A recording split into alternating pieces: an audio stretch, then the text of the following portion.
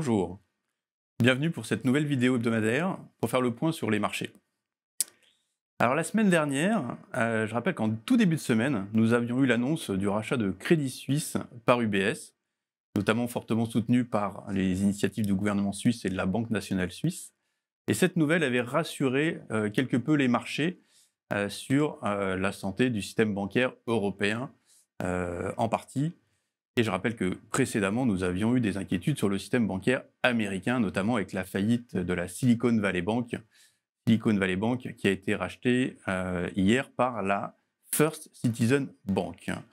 Donc après ces différents épisodes d'alerte, on va dire, sur la santé des systèmes financiers américains et européens, les marchés se sont mis un petit peu plus dans l'attente de l'annonce de la Réserve fédérale américaine.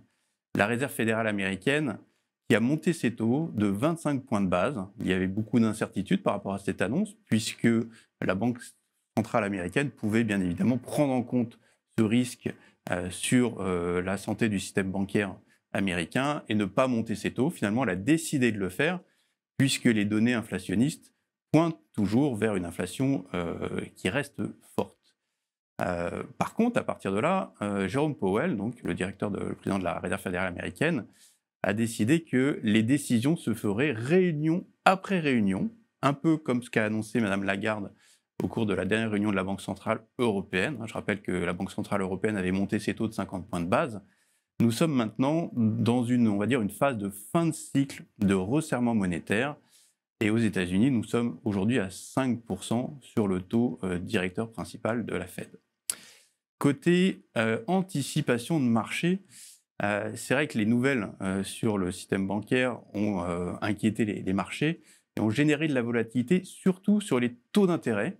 Bien évidemment, le secteur bancaire, au niveau des actions également, a été chahuté, mais surtout les taux d'intérêt montrent une volatilité très forte.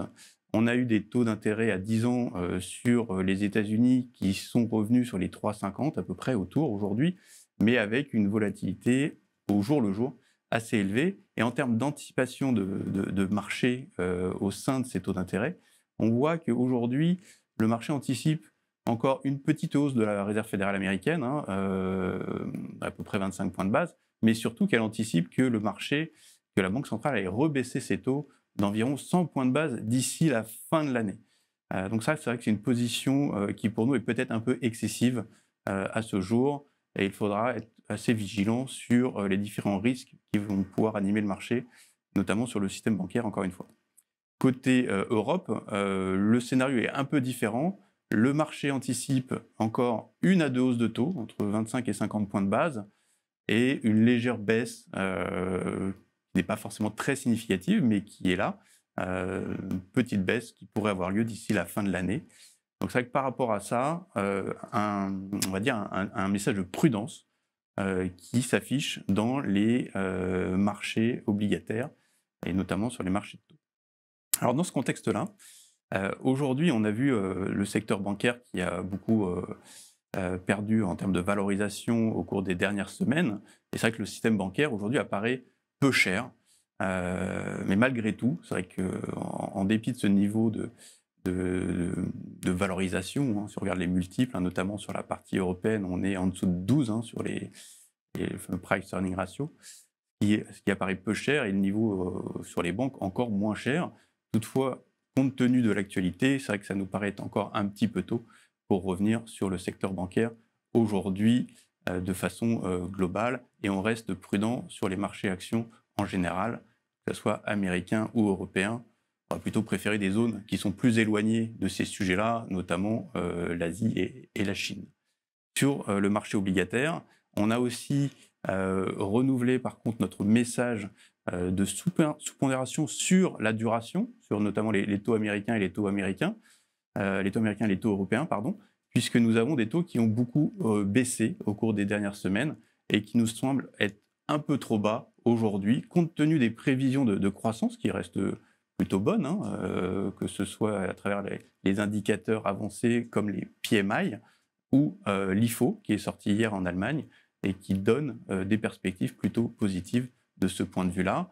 Donc pour nous, les taux sont aujourd'hui, notamment sur la partie 5 ou 10 ans, sont trop bas. par rapport à ce que anticipe le marché.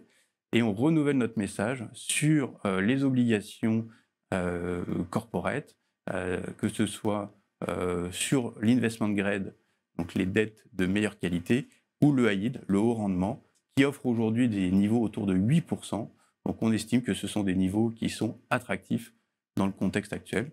Donc un message de prudence sur les actions et par contre un message plus positif sur les obligations. Voilà, je m'arrête là pour cette vidéo. Je vous retrouve la semaine prochaine pour une nouvelle vidéo des marchés. Merci beaucoup.